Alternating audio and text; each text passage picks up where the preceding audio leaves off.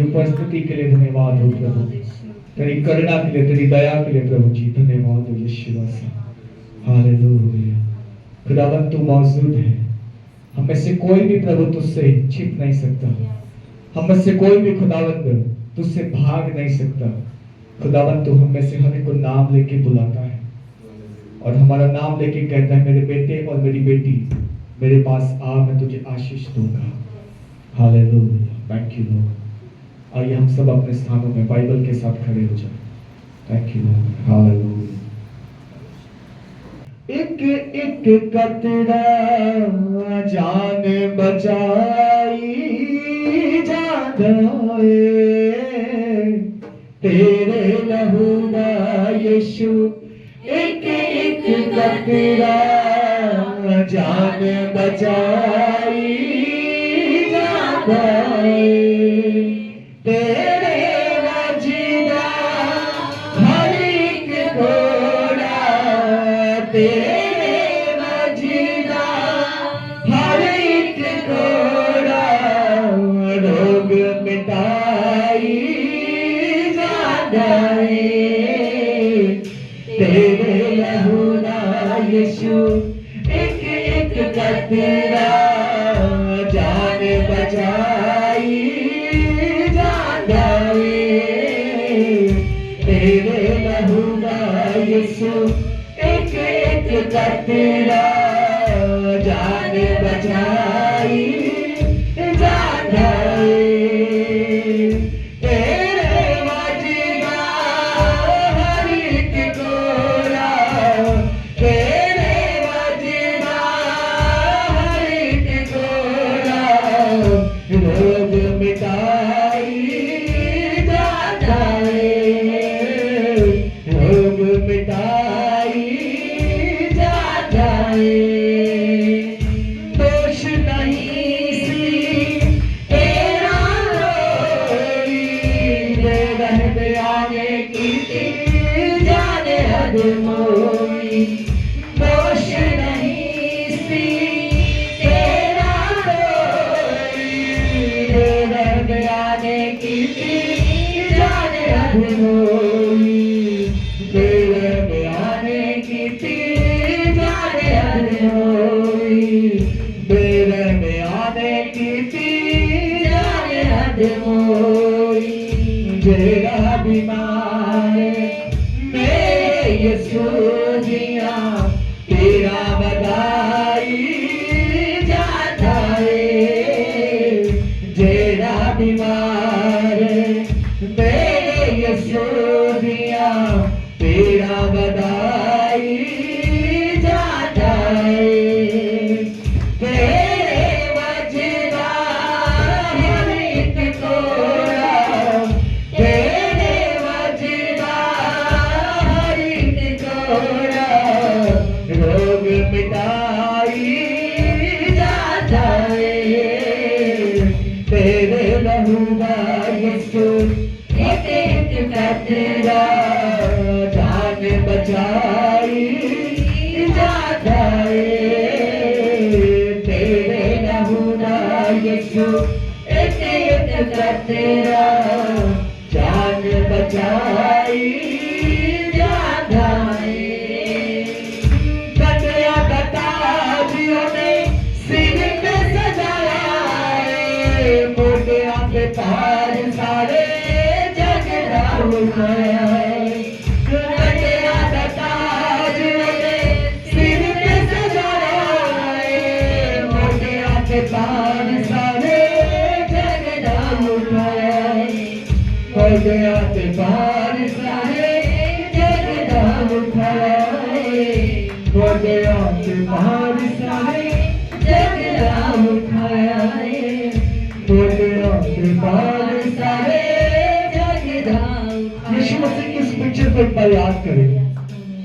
Bible कहती है जब क्रूस उसके ऊपर लाद दिया गया, जब मानव जाति के पाप का क्रूस उसके कंधों पर था और कांटों का ताज उसके सर के ऊपर था, जब उसके शरीर से खून बह रहा था, जब लोग उसे दोषी करार दे रहे थे, जब लोग कह रहे थे कि तू पापी है, उसको डाकुओं के बीच में लटकाया गया। बाइबल कहती रोग से उसकी कोई जान पहचान नहीं थी, लेकिन फिर भी वो रोगी कर दिया गया। क्यों? क्योंकि मेरे आपके रोगों के कारण उसको रोगी कर दिया गया। हालेलुया। उसकी शक्ल मार मार के ऐसी बना दी गई कि बाइबल कहती वो पहचान में नहीं आता था कि कौन है। जब इस गीत को आप गाते हैं तो पवित्र आत्मा आपसे बात करेगा मेरे प्रिय। पवित्र आत्मा आपको आपके गुनाह याद दिलाएगा जो खुदावंद ने यीशु मसीह ने अपने ऊपर उठा लिए। इसलिए इस गीत को गा के खुदा की आराधना करेंगे।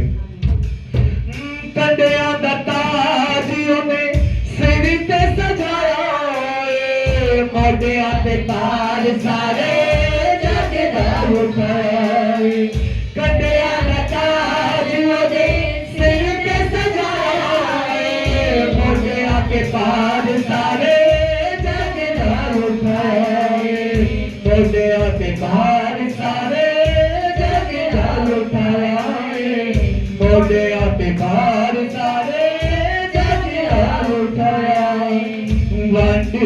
कपड़े मेरे यीशु ने हर कोई पाई जाता है। वंडे के कपड़े मेरे यीशु ने हर कोई पाई जाता है। तेरे वजीरा हर एक गोरा, तेरे वजीरा हर एक गोरा रोग मिटाई जाता है। रोग मिटाई जाता है। तेरे लहू का यीशु एक एक कतरा जान बचाई जाता है। तेरे लहू का यीशु एक एक कतरा जान बचाई जाता है। करगे मखला में दर्शन हरे नो रब दज कुतरे बच के दिखावे। करगे मखला मेरे दर्शन हरे नो रब दज कुतरे बच के दिखावे। रब दज कुतरे बच के दिखावे तू। रब दज कुतरे बच के दिखावे। सच्चियां कहानियां नो हर पासे लोगो सबनो सुनाई जाता है। सच्चियां कहानियां नो हर पासे लोगो सबनो सुनाई जाता है। तेरे वजीरा हर एक गोरा, तेरे वजीरा हर एक गोरा रोग मिटाई जाता है। रोग मिटाई जाता है। तेरे लहू का यीशु एक एक कतरा जान बचाई जाता है। जान बचाई जाता है। जान बचाई जाता है। जान बचाई जाता है। देश नहीं सी तेरा कोई बेरह में आने की पी जाने अजमोई। देश नहीं सी तेरा कोई बेरह में आने की पी जाने अजमोई। बेरह में आने की पी जाने अजमोई। बेरह में आने की पी जाने अजमोई। जेड़ा बीमार मेरे यीशु दिया पीड़ा बधाई जाता है। जेड़ा बीमार मेरे यीशु दिया पीड़ा बधाई जाता है।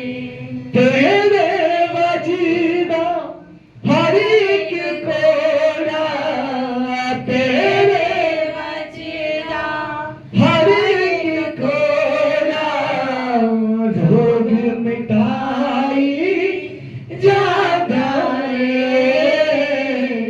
रोग मिटाई जाता है।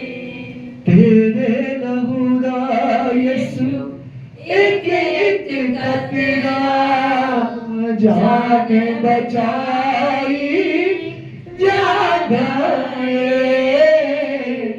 तेरे लहू का यीशु एक एक कतरा जान बचाई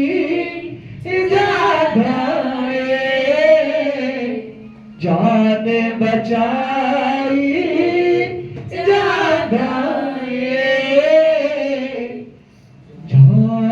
बचाई जान। क्यों ना उस परमेश्वर के प्रेम को याद करें। उसके क्रूस को जब आप देखते हो तो वहां पर एक ही चीज हमें समझ आती है, मेरे गुनाह और उस क्रूसित मृत्यु यीशु मसीह की, वो शापित मृत्यु, वो शापित क्रूस, क्योंकि बाइबल कहती है जो काठ पर लटकाया गया वो शापित है।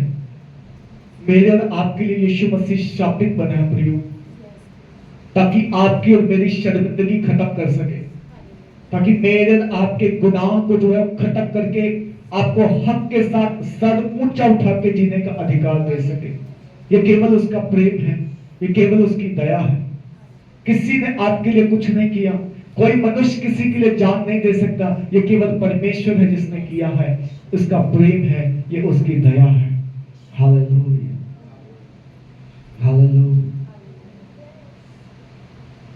कतेरा कतेरा खून यीशु दा दाग बदी दे तोवे, कतेरा कतेरा खून यीशु दा दाग बदी दे तोवे, किरबचे वर्गा पाप विसाना बर्फ दे वांगड़े होवे, किरबचे वर्गा पाप विसाना बर्फ दे वांगड़े होवे, कर देवे आजाद गुनाह तो, कर देवे आजाद गुनाह तो सजा न जाती है, यीशु ने न हो दी जय, बोलो यीशु ने न हो दी, यीशु ने न हो दी, यीशु ने न हो दी जय, बोलो यीशु ने न हो दी, यीशु ने न हो दी। लहू दे विच छुटकारा उसने, लहू दे विच छुटकारा उसने, पापा दी माफी है, यीशु ने न हो दी जय, बोलो यीशु ने न हो दी, यीशु ने न हो दी, यीशु ने न हो दी जय, बोलो यीशु ने न हो दी, यीशु ने न हो दी।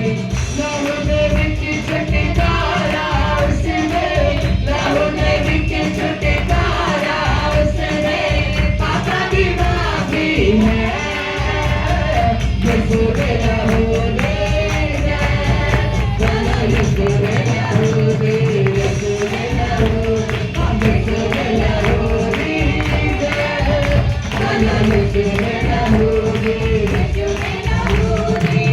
इस लहू की शक्ति सारे पाप के बंधन तोड़े, इस लहू की शक्ति सारे पाप के बंधन तोड़े, सारियां ही बर्बादियां जाओ तो करे तो बोले, सारियां ही बर्बादियां जाओ तो करे तो बोले, यीशु मसीह दे खून च लुक जाओ, यीशु मसीह दे खून च लुक जाओ, पापा बाल च है, यीशु ने न हो दी जय, बोलो यीशु ने न हो दी, यीशु ने न हो दी, यीशु ने न हो दी जय, बोलो यीशु ने न हो दी, यीशु ने न हो दी। लहू दे विच छुटकारा उसने, लहू दे विच छुटकारा उसने, पापा दी माफी है, यीशु ने न हो दी जय, बोलो यीशु ने न हो दी, यीशु ने न हो दी, यीशु ने न हो दी जय, बोलो यीशु ने न हो दी, यीशु ने न हो दी। शिवा दे मेरे सागरो गानो कर दे दूर बीमारी, शिवा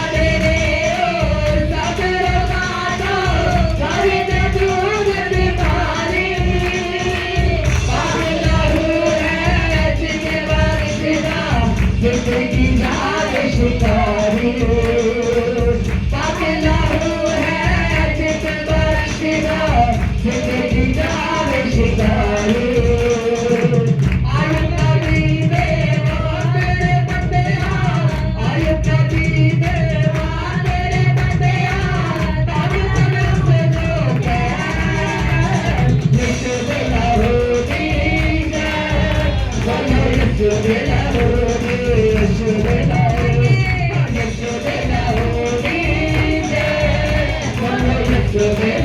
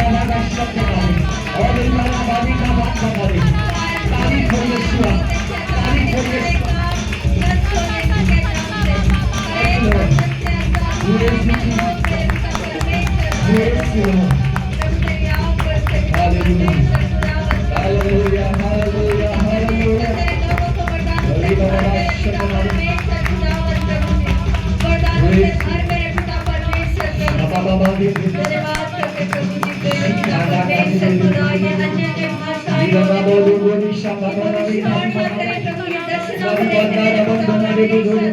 तेरे नाम की महिमा हो प्रभु जी, इनके जीवनों से मेरे पिता परमेश्वर वो खुदा। मौजूद है, वो मौजूद है, हालेलुया पिता, वो मौजूद है, धन्यवाद हालेलुया। उसकी हालेलुया आत्मा हमारे बीच में, हालेलुया। यस यस खुदा, Thank you.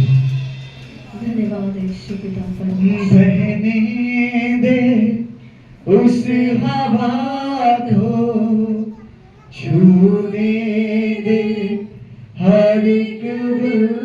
हाथ उठा। बहने दे उस हवा को, छूने दे हर एक दिल को। तेरा दर्शन हमें मिले, करते हैं प्रार्थना तुझसे।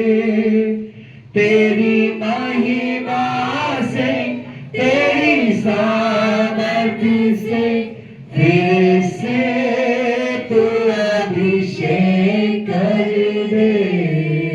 हाँ, तेरी महिमा से, तेरी सामर्थ्य से, फिर से तू अभिषेक कर दे।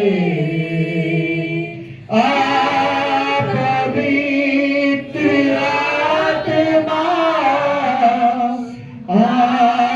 पवित्र आत्मा, पवित्र आत्मा,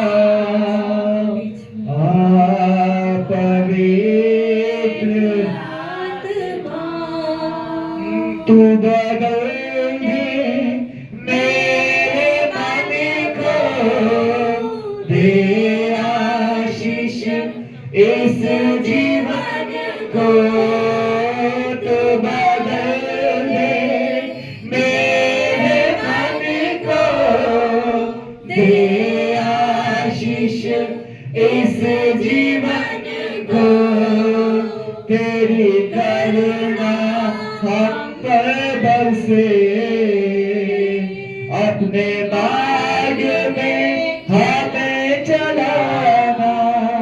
हो तेरी महिमा से, तेरी सामर्थ्य से, फिर से तू अभिषेक कर दे। हाँ, तेरी महिमा से, तेरी सामर्थ्य से, फिर से तू अभिषेक कर दे। पवित्र आत्मा, पवित्र आत्मा, पवित्र आत्मा, पवित्र आत्मा, पवित्र आत्मा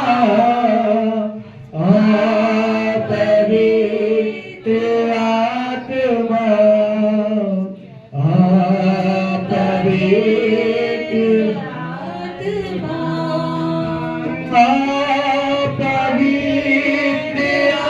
आत्मा,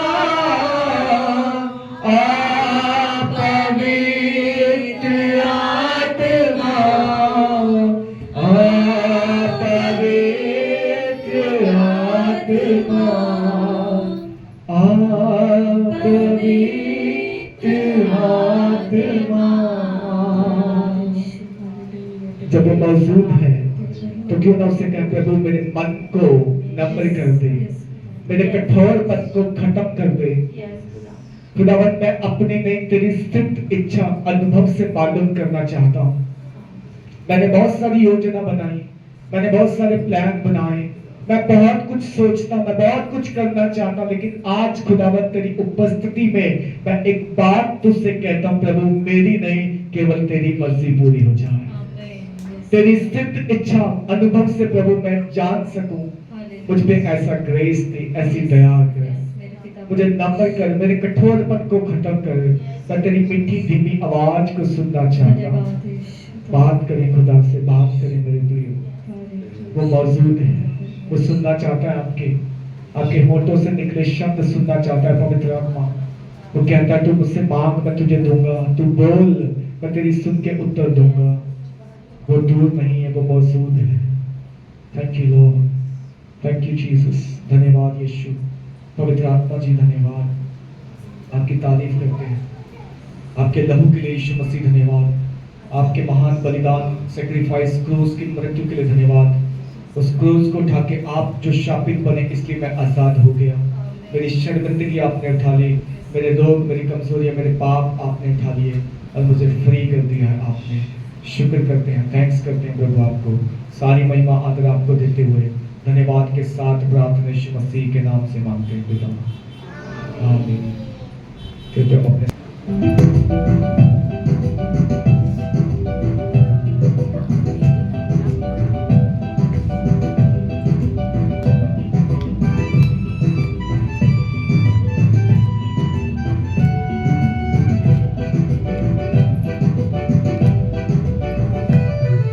यीशु का घर है, बड़ा बड़ा घर, मेरे यीशु का घर है, बड़ा बड़ा घर, मेरे यीशु का घर है, बड़ा बड़ा घर, मेरे यीशु का घर है, बड़ा बड़ा घर। अरे रोना नहीं, आंसू नहीं, खुशियाँ ही खुशियाँ भरा। अरे रोना नहीं, आंसू नहीं, खुशियाँ ही खुशियाँ भरा। दर्द नहीं, बीमारी नहीं, ना ही है कोई दवा। दर्द नहीं, बीमारी नहीं, ना ही है कोई दवा। मेरे यीशु का घर है, बड़ा बड़ा घर, मेरे यीशु का घर है, बड़ा बड़ा घर।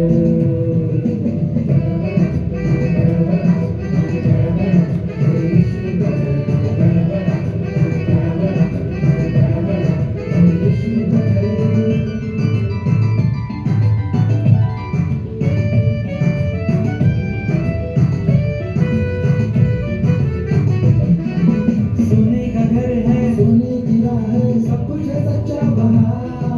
सोने का घर है, सोने की राह है, सब कुछ है सच्चा बहा। पापों की क्षमा पाने वालों को यीशु ये देगा जहाँ। पापों की क्षमा पाने वालों को यीशु ये देगा जहाँ। मेरे यीशु का घर है, बड़ा बड़ा घर, मेरे यीशु का घर है, बड़ा बड़ा घर, बड़ा बड़ा घर, मेरे यीशु का घर, बड़ा बड़ा घर है, यीशु का घर।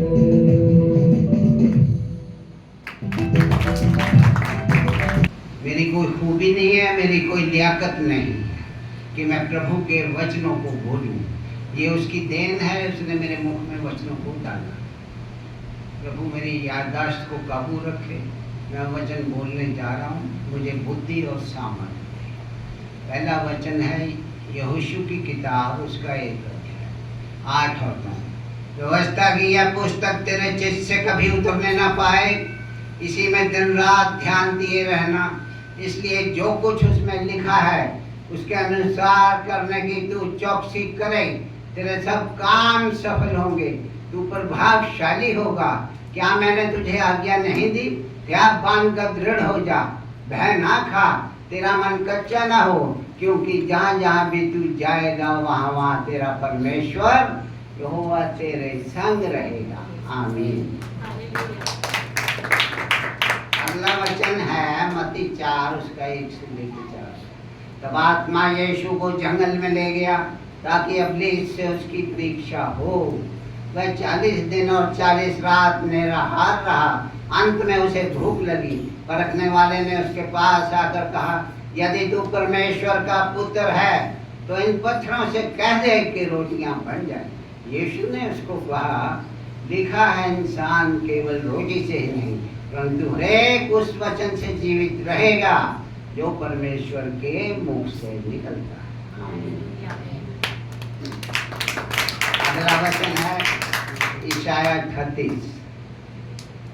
उन दिनों हिजकिय्याह ऐसा रोगी हुआ कि वह मरने पे था। आमोस के पुत्र इशाया नबी ने उसके पास जाकर यूं कहा, अगर तू अपने घराने के विषय कोई आज्ञा देनी चाहता है तो तू दे, क्योंकि तू बचेगा नहीं, मर ही जाएगा।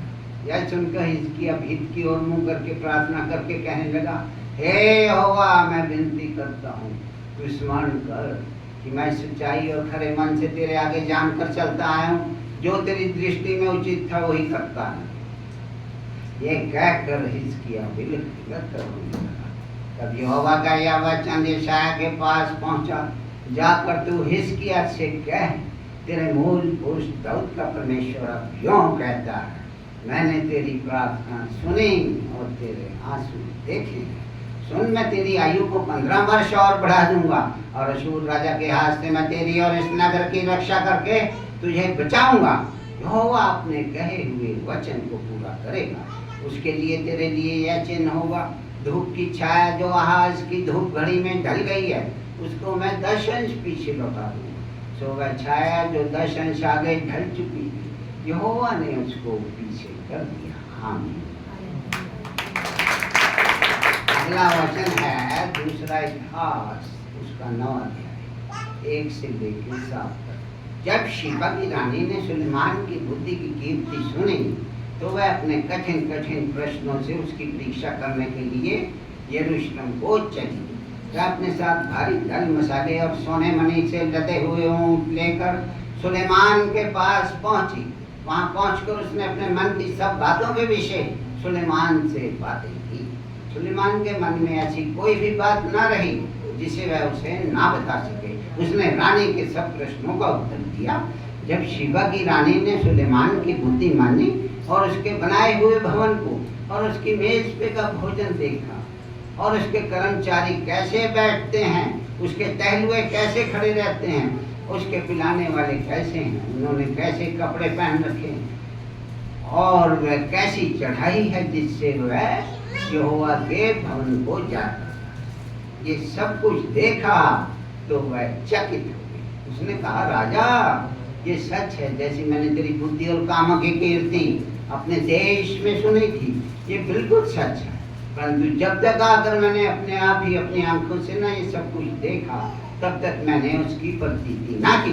तेरी बुद्धि की आदि बढ़ाई भी मुझे ना बताई गई थी, ये बताई गई उस कीर्ति से बहुत बढ़ के। धन्य है तेरे ये जन, धन्य है तेरे ये सेवक जो नित्य तेरे सम्मुख उपस्थित रहकर तेरी बुद्धि की बातें सुनते हैं। आमीन। सबोपदेशक 11। अपनी रोटी जल के ऊपर डाल, बहुत दिनों के बाद तू उसे फिर पाएगा, वरना कुछ भाग 7-8 जनों को भी दे। तू नहीं जानता पृथ्वी पे क्या विपत्ति आ पड़ेगी। यदि बादल जल भरे हैं, उसको भूमि पे उंडेल देते हैं। वृक्ष चाहे दक्षिण की ओर गिरे या उत्तर की ओर, जिस स्थान पे गिरेगा उसी स्थान पे पड़ा रहेगा। जो वायु को ताकता रहेगा बीज बोने ना पाएगा, जो बादलों को देखता रहेगा लवने ना पाएगा। जैसे तू वायु पे चलने का समय नहीं जानता और गर्भवती के पेट में हड्डियां कैसे बढ़ती हैं, वैसे ही तू परमेश्वर के कामों को नहीं जानता, जो सब कुछ करता है। और तो अपना बीज बो और सांझ को भी हाथ मत रहो। तू नहीं जानता यह सफल निकलेंगे या वह दोनों के दोनों अच्छे निकलेंगे। उजियाला मन भावना होता है, धूप के देखने से आंखों को सुख होता है। यदि मनुष्य बहुत वर्ष जीवित रहेगी, उन सबों में आनंदित रहे। परंतु स्मरण रखे, अंधेरे के दिन भी बहुत होंगे। जो कुछ होता है सब कुछ व्यर्थ है। हे जवान, अपनी जवानी में आनंद कर और जवानी के दिनों में मगन रहे और मनमानी कर और अपनी आंखों की दृष्टि के अनुसार चल। परंतु याद रख, इन सब बातों के विषय परमेश्वर तेरा न्याय करेगा। अपने मन से खेल और अपने देह से दुख दूर कर, क्योंकि लड़कपन और जवानी दोनों व्यर्थ है। भजन संहिता 123। हे स्वर्ग में विराजमान, मैं अपनी आंखें तेरी ओर लगाता हूँ। देख, जैसे दासों की आंखें अपने स्वामियों के हाथ की ओर और दासियों की आंखें अपने स्वामी के हाथ की ओर लगी रहती हैं, वैसे ही हमारी आंखें हमारे परमेश्वर यहोवा की ओर उस समय तक लगी रहेंगी जब तक वह हम पे अनुग्रह ना करे। हे यहोवा, हम पे अनुग्रह कर, हम पे अनुग्रह कर, क्योंकि हम अपमान से बहुत ही भर गए हैं। हमारा जीव सुखी लोगों के ठट्ठों से और अहंकारियों के अपमान से बहुत ही भर गया है। आमीन।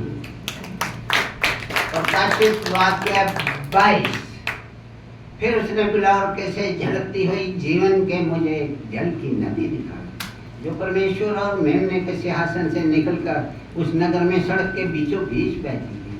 नदी के इस पार उस पार जीवन का पेड़ था। उसमें 12 प्रकार के फल लगते थे और वह हर महीने फलता था। उस पेड़ के पत्तों से जाति जाति के लोग चंगे होते थे। फिर श्राप ना होगा, परमेश्वर और मेमने का सिंहासन उस नगर में होगा। उसके दास उसकी सेवा करेंगे, उसका मुंह देखेंगे, उसका नाम उनके माथों पे लिखा होगा और फिर रात ना होगी। उन्हें सूर्य और दीपक के उजाले का प्रयोजन ना होगा, क्योंकि प्रभु परमेश्वर उन्हें उजाला देगा और वे युगानुयुग राज्य करेंगे। आमीन। अगला वचन है इशाया 42:1 से लेकर 4। मेरे दास को देखो जिसे मैं संभाले हूँ, मेरे चुने हुए को जिससे मेरा जी प्रसन्न है। मैंने उस पर अपना आत्मा रखा है कि वह अन्य जातियों पर न्याय को प्रकट करे। वह ना चिल्लाएगा, ना ऊंचे स्वर से बोलेगा, ना सड़क में अपनी वाणी सुनाएगा। वह कुचले हुए नरकट को ना तोड़ेगा, ना टिमटिमाती हुई बत्ती को बुझाएगा। वह सच्चाई से न्याय चुकाएगा, ना वो थकेगा, ना वो प्यास छोड़ेगा, जब तक वह न्याय को पृथ्वी पे स्थिर ना कर दे। सब द्वीप उसकी व्यवस्था की बाजू। आमीन।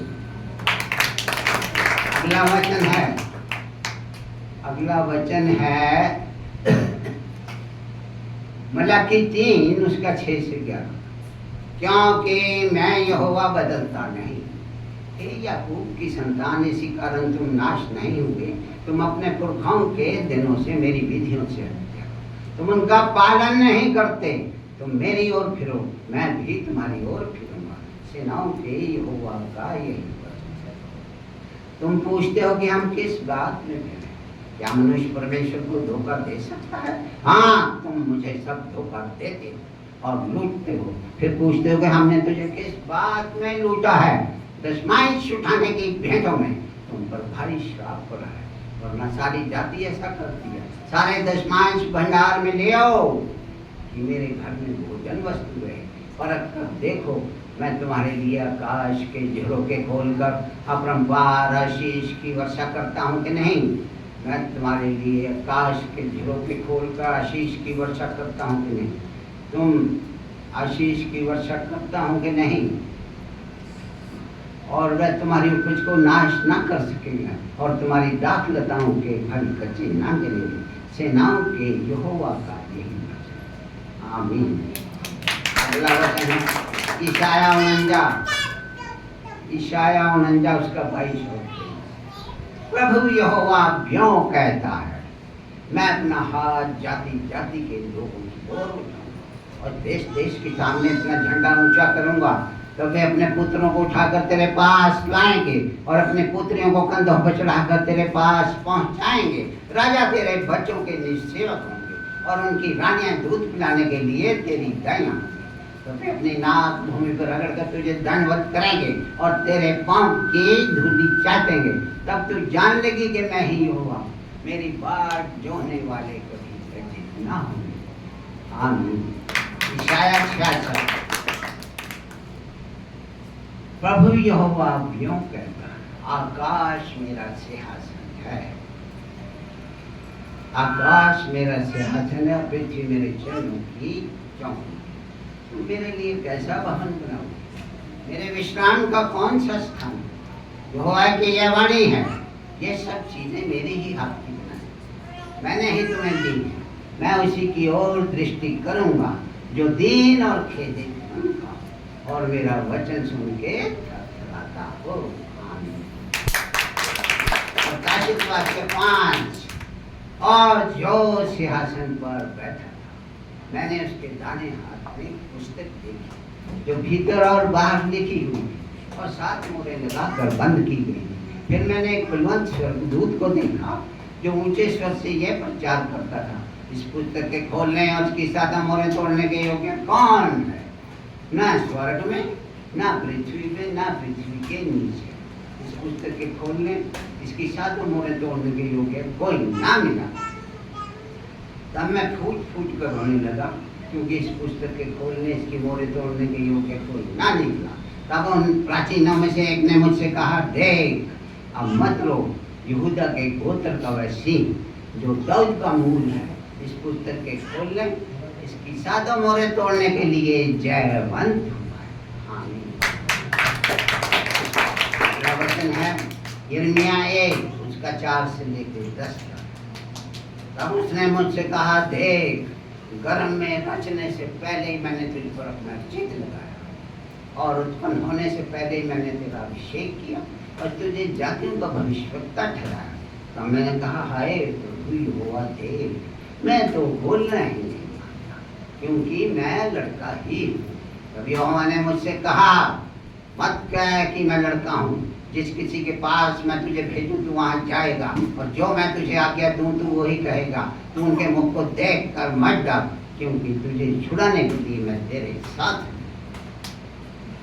तब यहोवा ने अपना हाथ बढ़ाकर मुझे छुआ और मुझसे कहा, देख, आज से मैंने अपने वचन तेरे मुख में डाल दिए हैं। तुझे जातियों और राज्यों का अधिकारी ठहराया, उन्हें बनाने, गिराने, नाश करने और रोकने।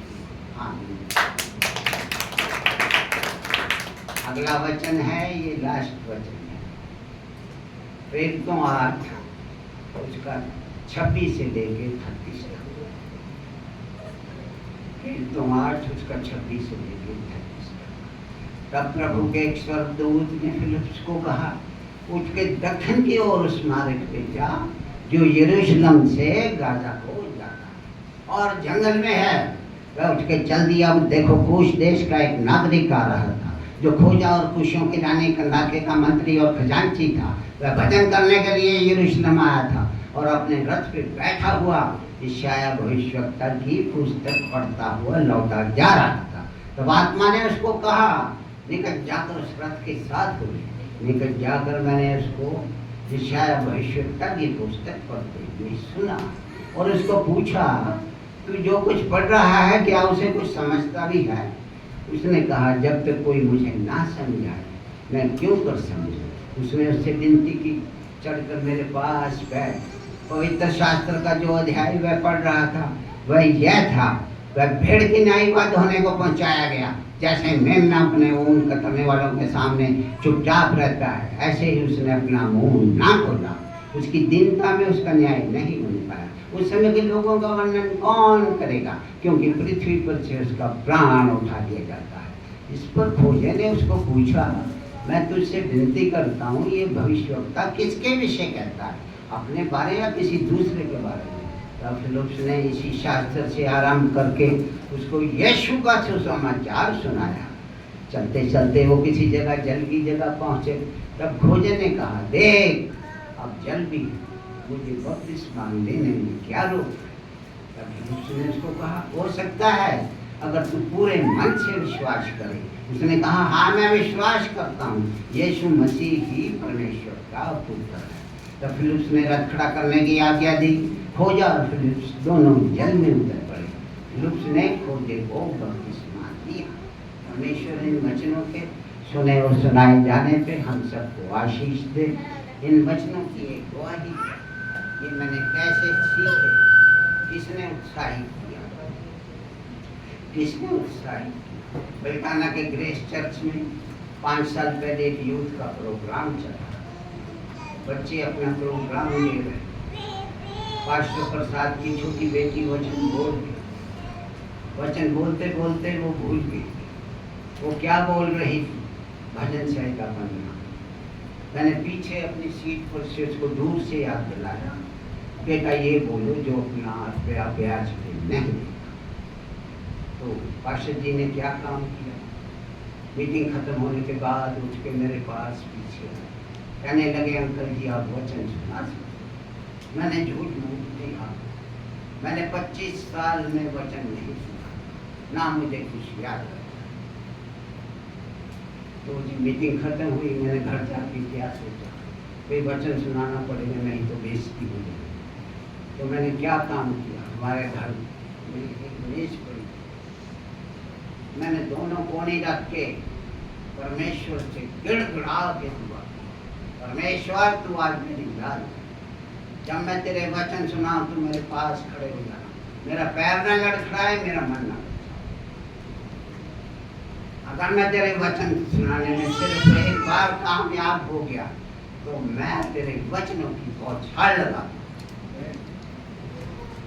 परमेश्वर ने मुझे कुछ लगाने कुछ ही हफ्तों के बाद वचन मेरे मुख में आते गए तेरा शौक बढ़ता गया। मैं फ़ोन पे तो हमारे घर बहुत से लोग आते, दुकान थी हमारी सही, मैं मंडी जाता था 20 मिनट रोज सेटल पे आते जाते वचन बोलता था। मेरा शौक बढ़ता गया, मेरी याददाश्त बढ़ती है। ये प्रभु की देन है, जब वो काम करना चाहे उसे कौन रोक सकता। एक और गवाही है, मरने से पहले मेरी मिसेज घर में काम कर रही थी, बर्तन मांज रही थी, मैं भी पास ही खड़ा था। उन दिनों में मैं वचन सुनाता नहीं था, ना मुझे कुछ याद। बड़े गुस्से में बोली, अरे तुम भी कभी चर्च में कुछ सुना दिया करो, बैठे रहते वो इतना अच्छा सुना, तुम कुछ भी नहीं कर सकते। उसके कहने का मतलब ये था कि पढ़ लिख के भी तुम अनपढ़ रहे। मैं अपने कमरे में गया, मेरा कमरा पास ही था। मैंने परमेश्वर को पूछा, परमेश्वर जी आप क्या कर रहे हो? मेरी तो बात बेइज्जती हो गई, ऐसे बोल रही हो गई। कुछ तो सोचो मेरे लिए, मैं 4 आदमियों में खड़ा हो सकूं, बोल सकूं। परमेश्वर ने मेरे मुख पर वचनों को सुना, मेरे गिड़गिड़ाने को सुना। मैंने सोना नहीं मांगा, चांदी नहीं मांगा, और कोई चीज नहीं मांगा, वचन मांगे थे। ये प्रभु की देन है।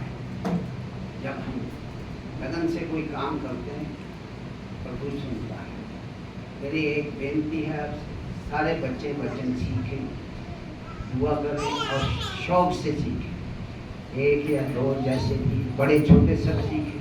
जब अंतिम समय आएगा, हमारे से किताबें छीन ली जाएंगी, तब आपके पास वही चीज़ काम आएगी जो आपको याद, सबको जाना। जोरदार धन्यवाद, परमेश्वर को धन्यवाद करें। उस किसान के जो उसका दास था, जो नौकर था, उसने देखा, उसने अपने स्वामी से बोला कि प्रभु हमने तो अच्छा बीज बोया था खेत में, लेकिन अब मैं क्या देख रहा हूँ कि खेत में जो पौधे हैं वो जंगली उग कर चले आ रहे हैं, और कुछ जंगली पौधे भी जो हैं अच्छी भूमि के साथ जो है हो दिए हैं। हालेलुया। सो याद रखना, अच्छे शिक्षा के साथ साथ, अच्छी टीचिंग के साथ, अच्छे जो उपदेश के साथ शैतान जंगली बीज भी बो देता है, ताकि वो जो आपने अच्छा बोया उसको वो लताड़ दे, उसको दबा दे, और अच्छा जो है वो फल दे ना लेके आए। हालेलुया। सो हम देखेंगे आज ऐसा क्या शिक्षाएं हैं। तिमोथी की पुस्तक में ही आएंगे हम, आप लोग सुन सकते हैं, हो सकता है कोई इसमें से भी क्वेश्चन आपको आ जाए। सो ध्यान से सुनिएगा आज का जो वचन है। 1 तिमोथियुस 1 अध्याय उसका 3 से लेकर 7 वचन तक मैं आपके लिए पढ़ूंगा। अगर आपके पास बाइबल है तो आप देखें उसको, नहीं तो आप सुन सकते हैं। 1 तिमोथियुस 1 अध्याय 3 से लेकर 7 वचन तक ऐसा लिखा है, जैसे मैंने मकिदुनिया को जाते समय तुझे समझाया था कि इफिसुस में रहकर कुछ लोगों को आज्ञा दे कि अन्य प्रकार की शिक्षा ना दें, और न उन कहानियों और अनंत वंशावलियों पर मन ना लगाएं जिनसे विवाद होते हैं, और परमेश्वर के उस प्रबंध के अनुसार नहीं जो विश्वास पर आधारित है। वैसे ही फिर भी कहता हूं, आज्ञा का सारांश यह है कि शुद्ध मन और अच्छे विवेक और कपट रहित विश्वास से प्रेम उत्पन्न होता है। इनको छोड़कर कितने लोग बकवाद की ओर भटक गए हैं, और व्यवस्थापक तो होना चाहते हैं, पर जो बातें कहने और जिनको दृढ़ता से बोलते हैं उनको समझते नहीं है। Hallelujah, hallelujah. सो याद रखना, यहाँ पे जो पौलुस है, जो बोल रहा है, जो लिख रहा है, जो कह रहा है, वो पौलुस इस समय जेल में है। किस लिए जेल में है? सुसमाचार के खातिर, प्रभु का वचन सुनाने के खातिर जेल में। जेल में उसका एक बेटा है, एक बेटा बना उसका, जिसका नाम तिमोथी है। उसको वो आत्मिक बेटा बोलता है। क्यों? क्योंकि वो जेल में सुसमाचार सुनाने के खातिर उसका बेटा बना। फिर पौलुस ने उसको शिक्षा दी, वचन सुनाया, और पौलुस तो जेल में था, लेकिन तिमोथियस जो है फ्री हो गया, आजाद हो गया। अब वो तिमोथियस को क्या कह रहा है? कह रहा है कि जैसे मैंने मकिदुनिया को जाते समय तुझे समझाया था कि इफिसुस में रहकर कुछ अच्छे लोगों को, कुछ लोगों को आज्ञा दे कि अन्य प्रकार की शिक्षा ना दे, और न उन कथा कहानियों और अनंत वंशावलियों पर मन लगाएं जिनसे विवाद होते हैं और परमेश्वर के उस प्रबंध के अनुसार नहीं, विश्वास पर आधारित है। हालेलुया। चले फिरे ना हम थोड़ी देर के लिए बैठ जाएं एक भी जगह पर। बच्चे प्लीज आप भी बैठ जाएं। बाइबल कह रही है कि पौलुस ने तीमुथियुस को एक आदेश दिया था पहले भी, और फिर से वो बोल रहा है उसी बात को, कि जब मैं तेरे साथ था तो मैंने कहा था कि कुछ लोगों को समझा कि अन्य प्रकार की शिक्षा या कथा कहानियां जो वंशावलियों पर आधारित हैं, जिनसे विवाद होते हैं, जिनसे परमेश्वर का प्रबंध के अनुसार तो नहीं है पर विश्वास है केवल, वैसे भी अब भी कहता हूं कि आज्ञा का सारांश यह है कि शुद्ध मन और अच्छे विवेक और कपट रहित विश्वास से उत्पन्न है। हालेलुया। वो कह रहा है कि उन लोगों को समझा, उन लोगों को शिक्षा दे, उन लोगों को ताड़ना दे, उन लोगों को बता कि ऐसी बातों पर मन ना लगाएं जिन बातों से परमेश्वर का कोई लेना देना नहीं है। हालेलुया। उन कथा कहानियों पे मन ना लगाएं जो संसार की रीति पर हैं, जिनसे क्या होता है, जिनसे केवल विवाद होता है और कुछ नहीं। अगर हम विवाद करने पे आ जाए तो हमारे पास बहुत सारे मैटर हैं, बहुत सारी बातें होंगी। आप अपने पड़ोस में, नगर में, जहां आप रहते हैं, जहां आप काम करते हैं, आपके पास बहुत सारी बातें होंगी कि आप लोगों से जो है विवाद करें और ऐसी ऐसी बातें करते रहें, कथा कहानियों को लेकर लड़ते झगड़ते रहें, लेकिन उसका रिजल्ट क्या निकलेगा? रिजल्ट कुछ नहीं, जीरो आएगा, केवल दुश्मनी होगी, केवल आप अच्छे लोगों को खो दोगे। हालेलुया। पर पौलुस क्या कह रहा है? कह रहा है कि वैसे ही फिर भी कहता हूं, आज्ञा का सारांश यह है कि शुद्ध मन और अच्छे विवेक और कपट रहित विश्वास से प्रेम उत्पन्न हो। हमें वो बातें कहनी है, वो काम करने हैं, वो शिक्षा देनी है लोगों को, वो समझाना है जिनसे क्या हो, जिनसे शुद्ध मन और अच्छा विवेक और कपट रहित विश्वास उत्पन्न हो। ये शिक्षा देनी है लोगों को। क्या क्या हो? शुद्ध मन, बोले शुद्ध मन, अच्छा विवेक और कपट रहित प्रेम, जिसमें कोई कपट ना हो, छल ना हो, झूठ ना हो, धोखाधड़ी ना हो। ऐसा प्रेम जहां पे उत्पन्न होता है जिस बातों से आप लोगों के मन को शुद्ध कर सकते हो, विवेक को साफ कर सकते हो। केवल वही बातें, केवल वही प्रचार, केवल वही लाइफस्टाइल आपका होना चाहिए। इसके अलावा जितनी भी बातें हैं, परमेश्वर का वचन कहता है उन सबसे विवाद उत्पन्न होता है, झगड़ा उत्पन्न होता है, केवल लड़ाई ही लड़ाई उत्पन्न होती है। Hallelujah, hallelujah. सो मेरे प्रिय, जबकि हम मसीह यीशु में हैं, जब हम प्रभु को जानते हैं, प्रभु का वचन हम जानते हैं, प्रभु के वचन की बातें हम करते हैं, तो आज मेरा आपसे सवाल है कि जब आप मसीह जीवन को जी रहे हो, मसीह दौड़ को दौड़ रहे हो, आपका स्वभाव कैसा है, आपके कार्य कैसे, आप कैसे विवादों में फंसे, आप कौन सी बातें करते हो, आपके इर्द गिर्द कौन सी बातें चलती। मेरे कहने का मतलब ये है। हालेलुया।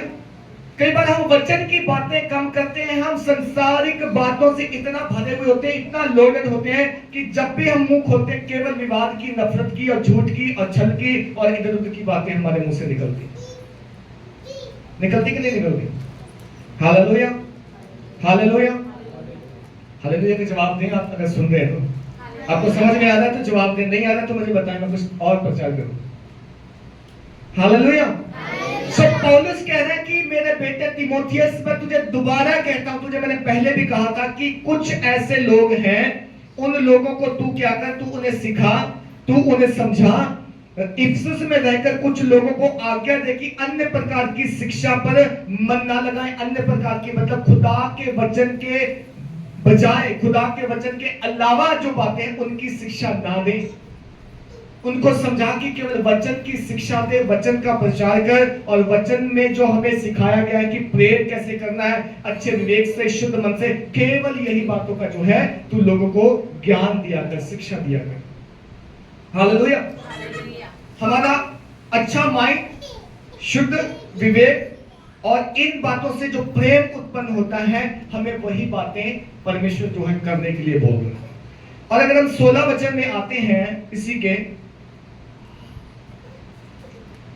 हाँ, पहला तीमुथियुस 16 वचन, उसमें लिखा है, पर मुझ पर इसलिए दया हुई कि मुझ सबसे बड़े पापी में यीशु मसीह अपनी पूरी सहनशीलता दिखाए कि जो लोग उस पर अनंत जीवन के लिए विश्वास करेंगे उनके लिए मैं एक आदर्श बन जाऊं। अब पौलुस अपनी गवाही देता है। अगर आप 12वें वचन से पढ़ोगे, वहां कहता है कि मैं ये बात जानता हूं कि मैं सबसे बड़ा पापी हूं और यीशु मसीह मेरे लिए मरा। हालेलुया। क्या कह रहा है पौलुस? मैं इस बात को कहता है जानता हूं कि मैं सबसे बड़ा पापी हूं। वो कह रहा है कि मैं, मेरे अंदर कोई भी जो है इस बात का धोखाधड़ी नहीं है कि मैंने कोई गुनाह नहीं किया था, मैं पापी नहीं था। वो कहता है मैं पापी था, लेकिन मुझ पापी पर दया इसलिए हुई कि परमेश्वर पूरी सहनशीलता दिखाए और मुझ पापी को एक धर्मी इंसान बनाए। हालेलुया। कई बार लोग कहते हैं कि हम चर्च क्यों जाएं, हमने कोई पाप ही नहीं किया, हमने कौन सा कभी कोई गुनाह किया। शैतान अक्सर हमारे दिलों में यही डालता है, तुम्हें प्रार्थना करने की क्या जरूरत है, तुम्हारे अंदर कोई कमी है। तुम्हें उपवास रखने की क्या जरूरत है, तुम्हारे अंदर कोई बीमारी है। तुमने चर्च जाके क्या करना, तुम्हारा तो अच्छा काम काज है, 7 दिन कमाओ खाओ, क्या करना जाके। कभी शैतान जो है हमें ये दिखाना नहीं चाहता कि तुमने पाप किया, तुम पापी हो। लेकिन बाइबल बोलती कि जब पवित्र आत्मा आएगा, सुनना ध्यान से, वो तुम्हें पाप के प्रति निरुत्तर करेगा। क्या करेगा? निरुत्तर, यानी बताएगा आपको। जब हम खुदा का वचन पढ़ते हैं, सुनना ध्यान से, जब चर्च आते हैं, जब संगति में बैठते हैं, जब आराधना करते हैं, पवित्र आत्मा ऑटोमेटिकली हमारे अंदर डालता है कि तुम्हें इन पापों से तौबा करने की जरूरत है, क्षमा मांगने की जरूरत है, क्योंकि प्रभु यीशु मसीह ने तुम्हारे लिए ऑलरेडी क्रूस उठा के, मर के, जान दे के, मृतकों में से जी उठ के तुम्हारे लिए क्षमा प्रदान की है, तुम्हारे लिए मुक्ति का मार्ग निकाला है। अब तुम क्षमा किए जा सकते हो, तुम पर दया हो सकती है। तुम कितने भी पापी क्यों ना, बाइबल कहती है चाहे तुम्हारे पाप लाल रंग के क्यों ना हो, तब भी बर्फ के समान श्वेत करने के योग्य है परमेश्वर। हालेलुया। सो पवित्र आत्मा हमें निरुत्तर करता है, इसलिए संगति में आना जरूरी है।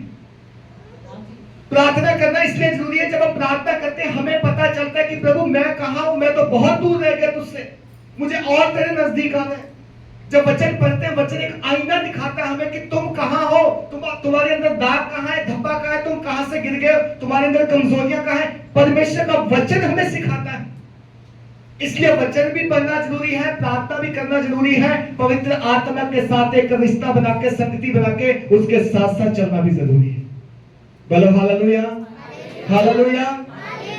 सो प्रार्थना भी करें, वचन भी पढ़ें, पवित्र आत्मा के साथ भी चलें, और पौलुस की तरह जब पवित्र आत्मा आपके अंदर जाहिर करेगा कि तुम पापी हो, तुमने गुनाह किए हैं जन्म से, बचपन से, जाने में अनजाने में, तो पवित्र आत्मा यह भी कहेगा कि यीशु मसीह से क्षमा मांगो, वो तुम्हें क्षमा करेगा। हालेलुया।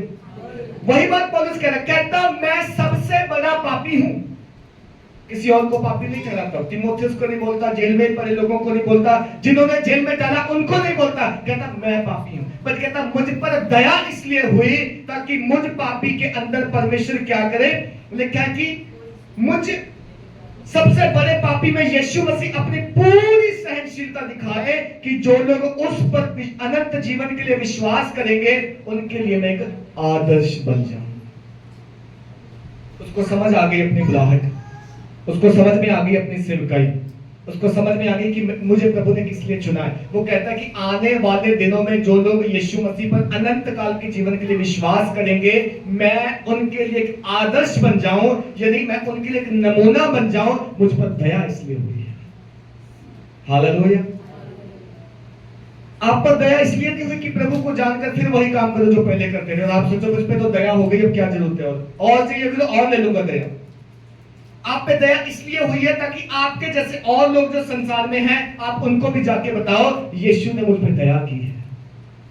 जब यीशु मसीह दुनिया में थे, बहुत सारे लोग आए, लकवे के रोगी आए, लंगड़े आए, अंधे आए, बहरे आए, दुष्ट आत्मा से ग्रसित आए, जिनको कोढ़ की बीमारी थी, चर्म का रोग था, वो आए।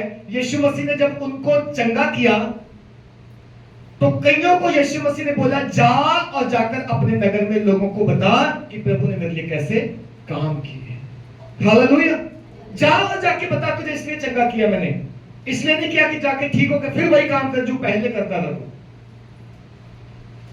हम सब यीशु मसीह के गवाह हैं, हम चर्च हैं। बाइबल कहती तुम चलती फिरती पत्री हो मसीह की।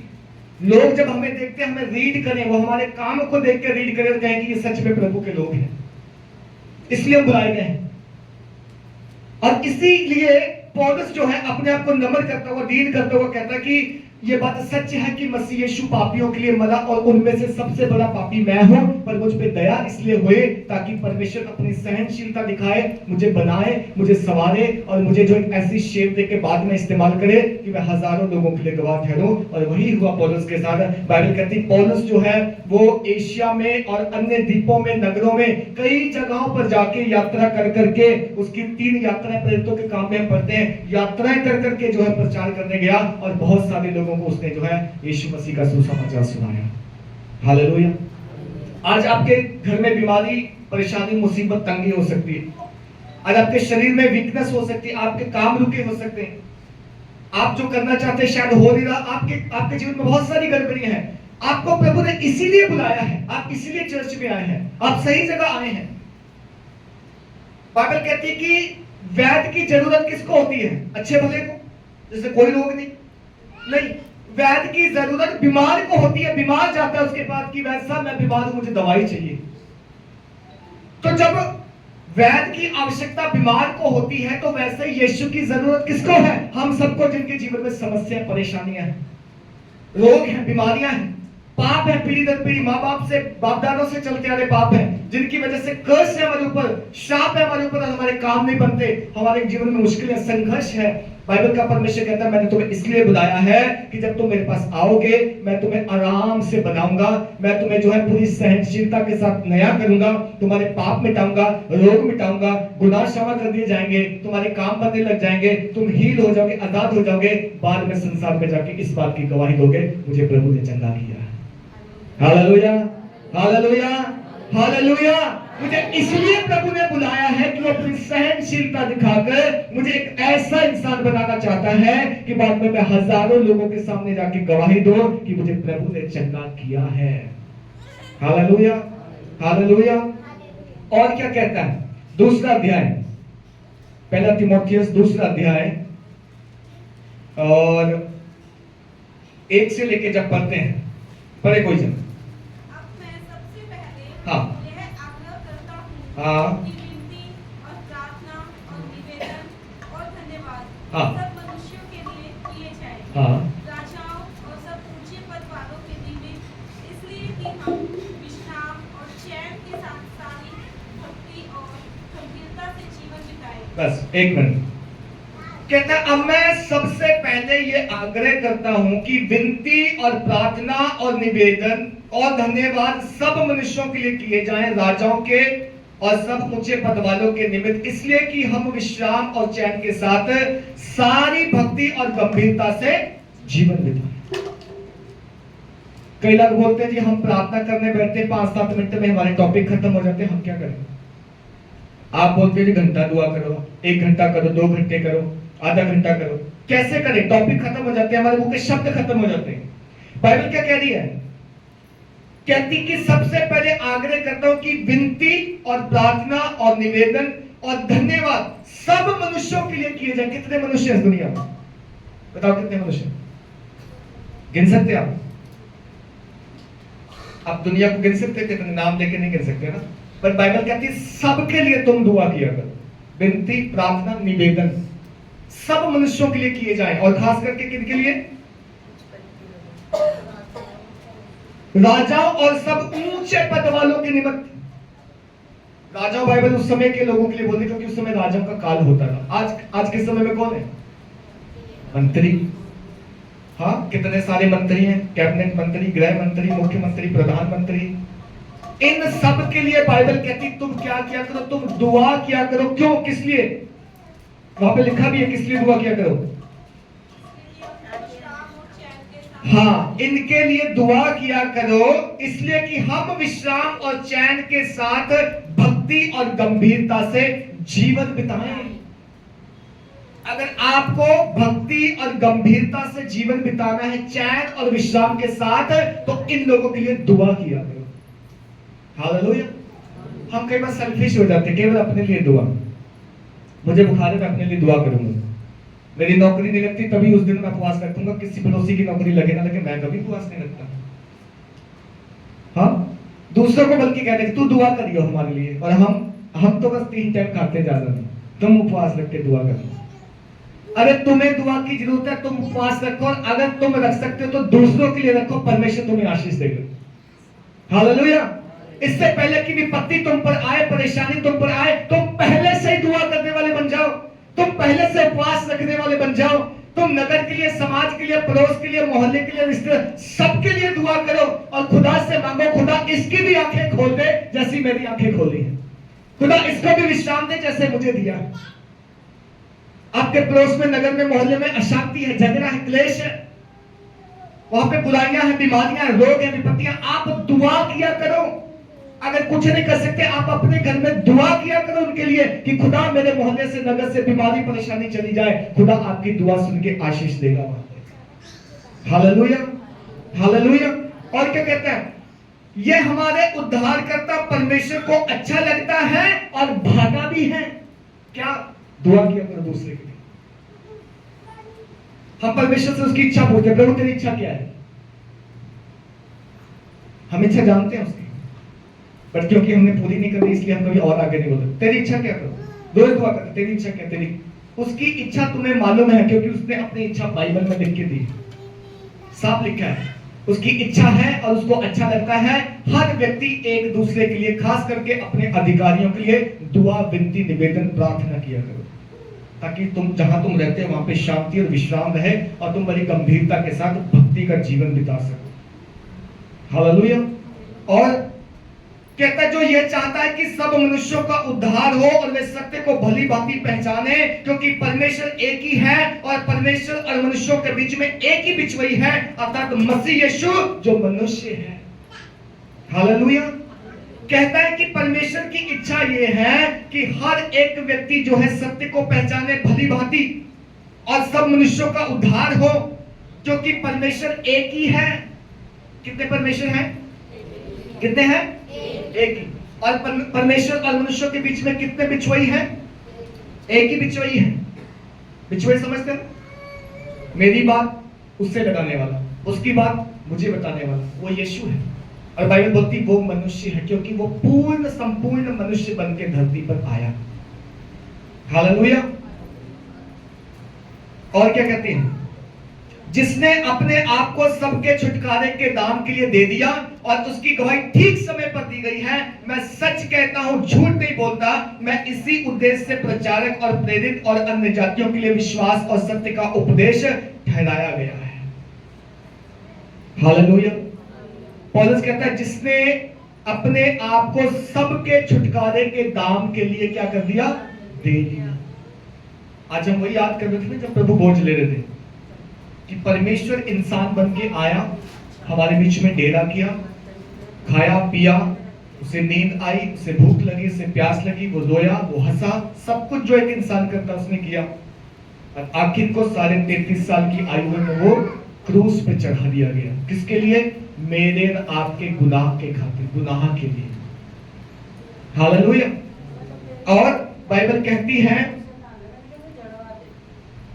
मैं सच कहता हूं, झूठ नहीं बोलता, कि मैं इसी उद्देश्य से प्रचारक और प्रेरित और अन्य जातियों के लिए विश्वास और सत्य का उपदेशक ठहराया गया। किस लिए? इसीलिए कि मैं यीशु की क्या करूं? गवाही दूं। मैं यीशु के बारे में लोगों को बताऊं। मैं यीशु का संदेश उस छोर तक लेके जाऊं जहां पर कोई लेके नहीं गया। याद रखना पौलुस की गवाही को। एक धनवान व्यक्ति जिसके अंदर परमेश्वर के प्रति एक बड़ी जील थी। जील समझते हैं? कुछ कर देने की इच्छा, कुछ कर देने की मनसा पौलुस के अंदर थी। बट वो यीशु मसीह के ग्रेस को नहीं जानता था, अनुग्रह को नहीं जानता था, प्रेम को नहीं जानता था। वो पढ़ी हुई किताबों के प्रति जो है धार्मिक व्यक्ति था।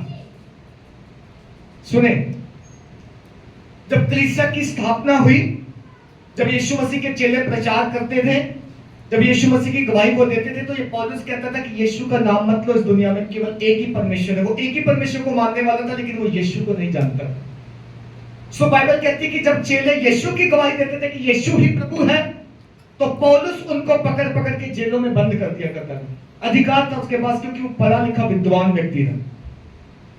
उसने सरकार से लेटर ले लिया, अथॉरिटी ले ली कि मुझे अधिकार दो कि अगर कोई मसीह का नाम लेगा मैं उसको मारूंगा, पीटूंगा, चाहे पुरुष हो चाहे स्त्री, मैं उन सबको बच्चों समेत उठा के जेल में डाल दूंगा। इतना कट्टर इंसान था वो। बाइबल कहती एक दिन वो यही काम करने जा रहा था, चर्च को सताने के लिए जा रहा था। घोड़े पे था, रथ थे, साथ में लोग थे, हथियारों के साथ होगा शायद। बाइबल कहती कि उसे एक ऐसी एक रोशनी दिखाई दी कि पौलुस घोड़े पर से गिर गया, और घोड़े पर से जब गिर गया उसे कुछ दिखाई नहीं दे रहा, लेकिन उसको एक समझ आ गई कि कोई शक्ति है जिसने मुझे जो है ये सब किया, क्योंकि वो महसूस कर पा रहा था कि मुझे किसी फोर्स ने छुआ है। और वो कह रहा कि प्रभु तू कौन है, बिन देखे बोल रहा तू कौन है। पौलुस कह रहा है, अंधा है वो, दिख नहीं रहा। उसको आवाज आई, मैं वही यीशु हूं जिसे तू सता रहा है। क्या कर रहा है? तू सता रहा है जिसे, यदि जिस कलीसिया को तू सता रहा है मैं उस कलीसिया का अगुआ हूं, परमेश्वर हूं, प्रभु हूं, मसीहा हूं, मैं वही हूं। तू जिसके प्रति झील रखता है, लेकिन तुझे समझने की जरूरत है कि मैं मसीह यीशु इंसान बन के जब आया हूं तो मैं ही मसीहा हूं, मैं ही उद्धार करता हूं, मैं ही प्रभु हूं, मैं ही परमेश्वर। हालेलुया।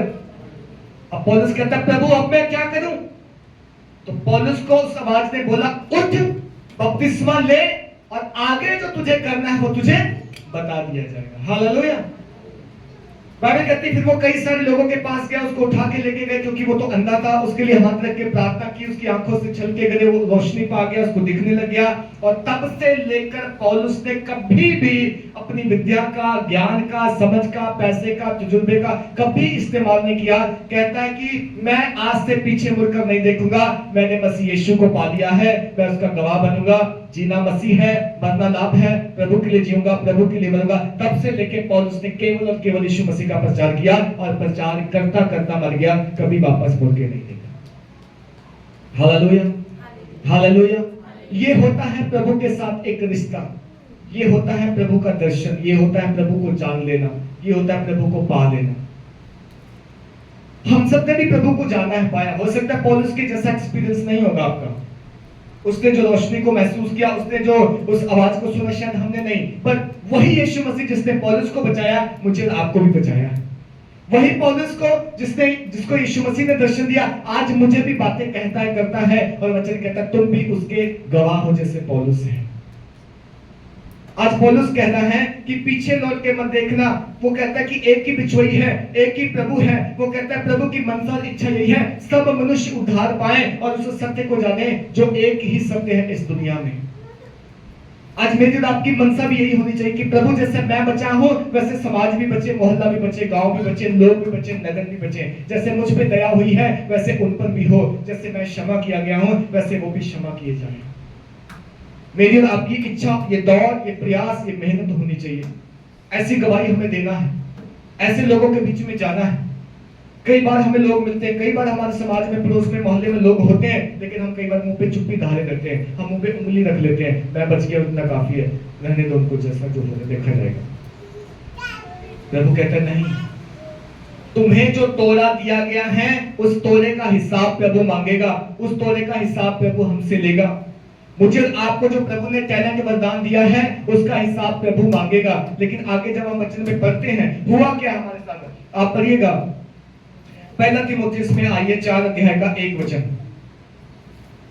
हाँ परंतु आत्मा हाँ सत्ता से कहता है क्या कहता है? कि आने वाले समयों में हाँ इतने लोग हाँ आने वाली आत्माओं हाँ और दुष्ट आत्माओं की शिक्षाओं पर मन लगाकर विश्वास में बहक जाएंगे। बस। परंतु आत्मा स्पष्टता से कहता है, कौन सा आत्मा कह रहा है? कौन सा आत्मा कह रहा है पौलुस को? पवित्र आत्मा कह रहा है। क्या कह रहा है? उसी समय, आज से 2000 साल पहले ये बाइबल लिखी है, उस समय पवित्र आत्मा ने पौलुस से क्या कहा? आने वाले समयों में कितने लोग भरमाने वाली आत्माओं, दुष्ट आत्माओं की शिक्षा पर मन लगाकर विश्वास से क्या हो जाएंगे? बहक जाएंगे, भटक जाएंगे। नहीं लगेगा उन्हें अच्छा चर्च, नहीं अच्छा लगेगा उन्हें प्रभु के घर जाना, नहीं अच्छा लगेगा उन्हें प्रभु की संगति में रहना, नहीं अच्छा लगे उन्हें पवित्र आत्मा की आवाज सुनना, वो तो किस पे कान लगाएंगे? कथा कहानियों पे, भरमाने वाली दुष्ट आत्माओं पे और तमाम प्रकार की अंधकार की झूठी शिक्षाओं पे मन लगाएंगे। ये पवित्र आत्मा ने 2000 साल पहले बता दिया है। समझ में आ रहा? Hallelujah, hallelujah. 2000 साल पहले जब हम पैदा भी नहीं हुए थे, है ना, कितनी पीढ़ियां पहले की बात पवित्र आत्मा ने कह दी। क्या बोली?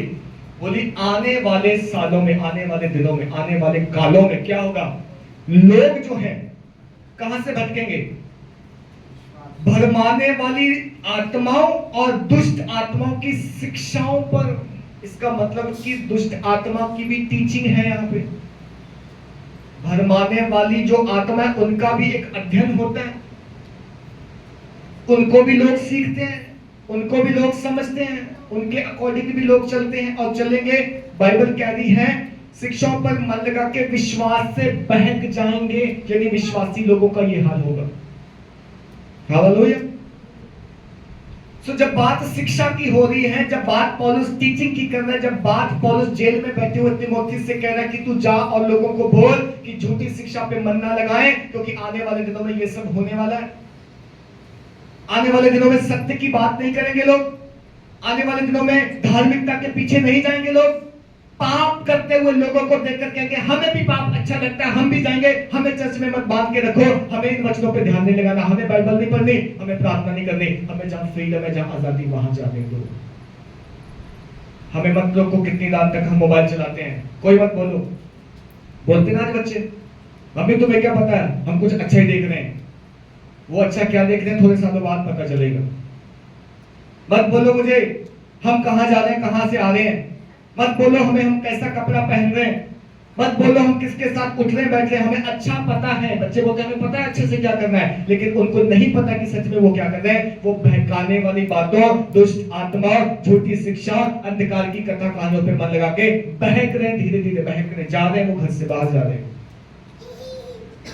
हालेलुया। सो बाइबल में पहले से लिखा है, इसलिए ताकि विश्वासी जन इस बात का ध्यान रखें कि ऐसा होगा अंतिम दिनों में। एक वचन और पढ़े, प्रार्थना करेंगे। दूसरा तीमुथियुस में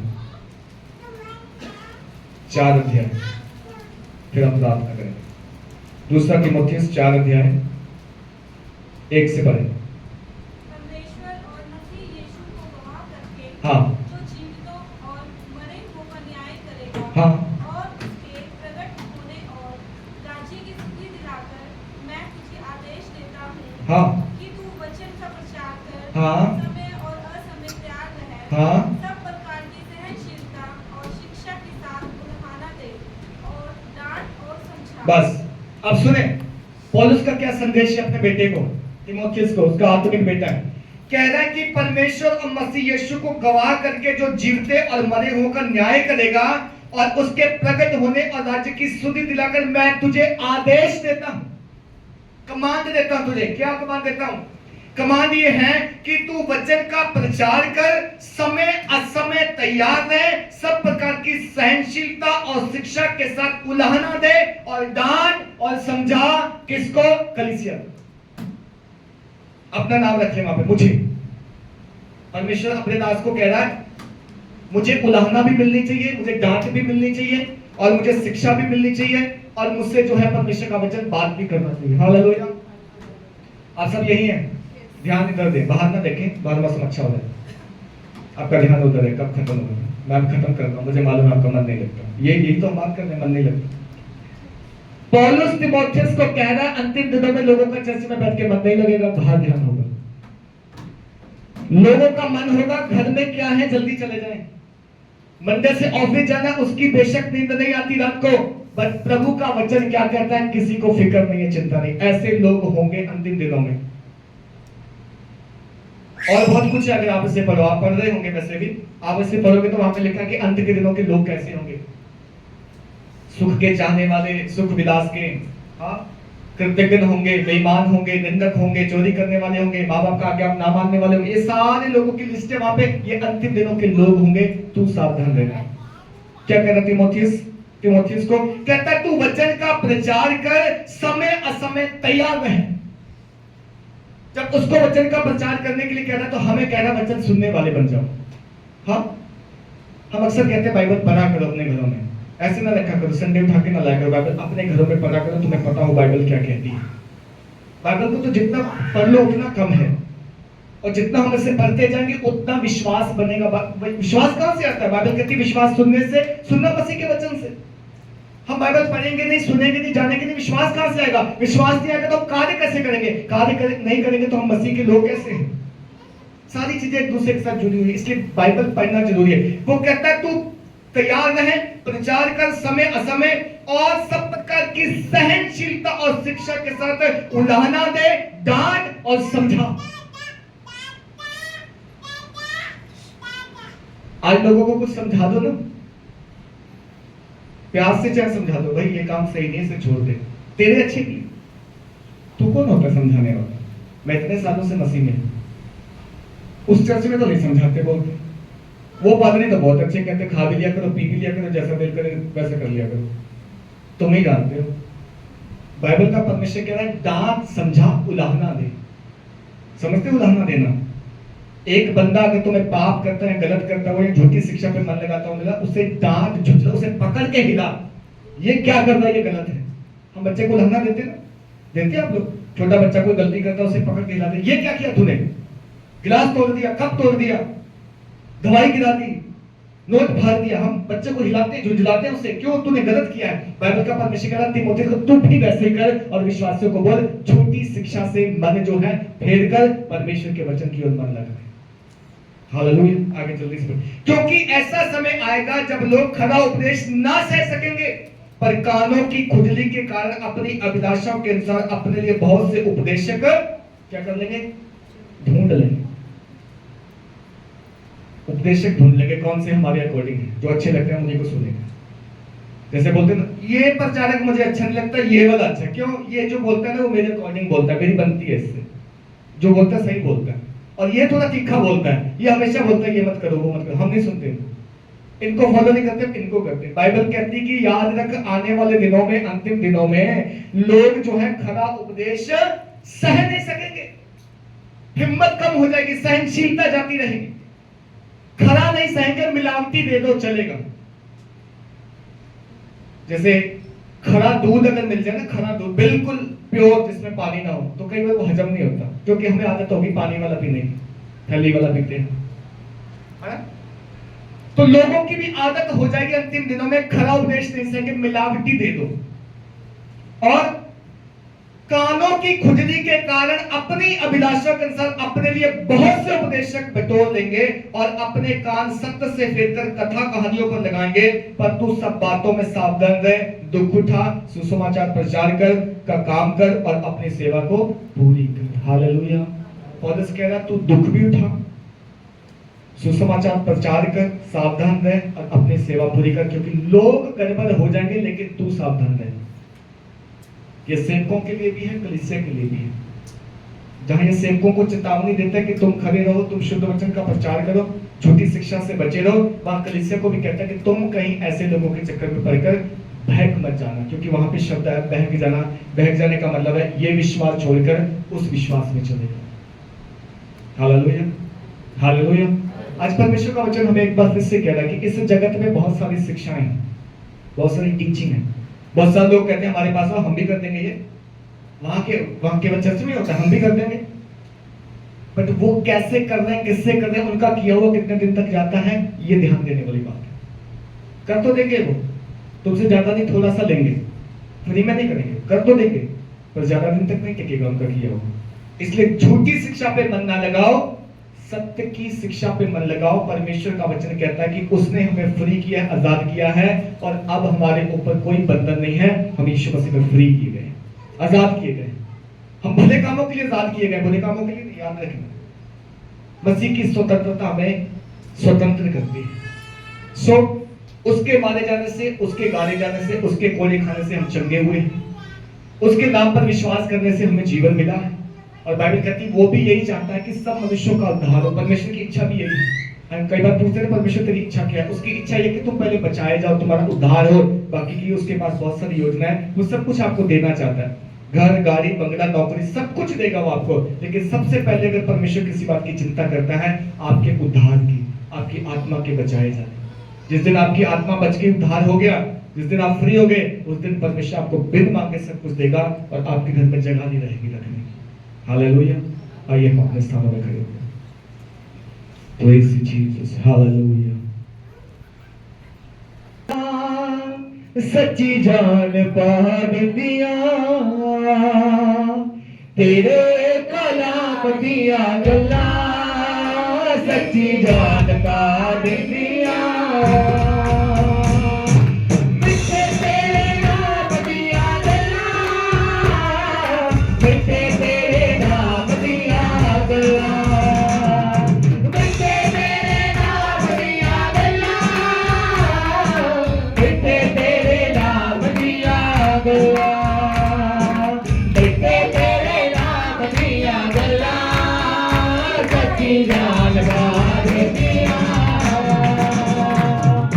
तेरे कलाम दिया गल्ला, सच्ची जान बार दिया तेरे कलाम दिया गल्ला, सच्ची जान बार दिया। ऐसे कोई जिंदगी तुझे बिना दारा में, हाँ ऐसे कोई जिंदगी तुझे बिना दारा में, रात में दुनिया के दिन बदनाम में, हाँ रात में दुनिया के दिन बदनाम में, हाँ सदा दे आराम दिया गल्ला, सदा दे आराम दिया गल्ला, सदा दे आराम दिया गल्ला, सदा दे आराम दिया गल्ला, सदा दे आराम दिया गल्ला, सच्ची जान बार दिया तेरे कलाम दिया गल्ला, सच्ची जान बार दिया, मिठे तेरे नाम दिया गल्ला, मिठे तेरे नाम दिया गल्ला, मिठे तेरे नाम दिया गल्ला, मिठे तेरे नाम दिया गल्ला, मिठे तेरे नाम दिया गल्ला, सच्ची जान बार दिया तेरे कलाम दिया गल्ला, सच्ची जान बार दिया, हाँ सच्ची जान बार दिया, ओ सच्ची जान बार दिया। Thank you Lord. Hallelujah. Bless प्रभु, तेरी बातें तो मीठी है खुदावन, तेरी बातें तो प्रभु अनंत काल के जीवन के इसका जीवन है प्रभु। ये बातें प्रभु आज सुने गए वचन के द्वारा सबके अंदर घर करे, सबके अंदर फल लेके आए, सबको आशीष से ब्लेस करे, सबको ग्रेस मिले खुदावन, ताकि हम सब वचन के द्वारा जिए, उन्नति करे, तरक्की करे, शैतान इस वचन को न छुड़ाए, सबको फल लेके आए, बहुत सारा फल लेके आए। खुदावन धन्यवाद करते प्रभु, प्रार्थना करते प्रभु, जितनों ने हाथ मिलाया है उन्हें 30, 60, 100 गुना प्रतिफल दे, उनकी कमाइयों में बढ़ोतरी में बरकत दे, हर्ष के साथ होने वाले, आनंद के साथ काटने वाले बने, उनके जीवनों में आने जाने में प्रभु उन्नति और बरकत मिले, किसी भली वस्तु की गति ना होने पाए। जो लोग हमारे लिए खाना बना के लेके आए प्रभु, उस खाने को ब्लेस कर, आशीष कर, ग्रेस दे खुदावन, उनके भंडारों को भरपूर कर, उनके कमाई के साधनों को फलवत कर खुदावन। सारी महिमा आदर आपको देते हुए प्रार्थना यीशु मसीह के सामने नाम से मांगते हैं खुदा, आमीन।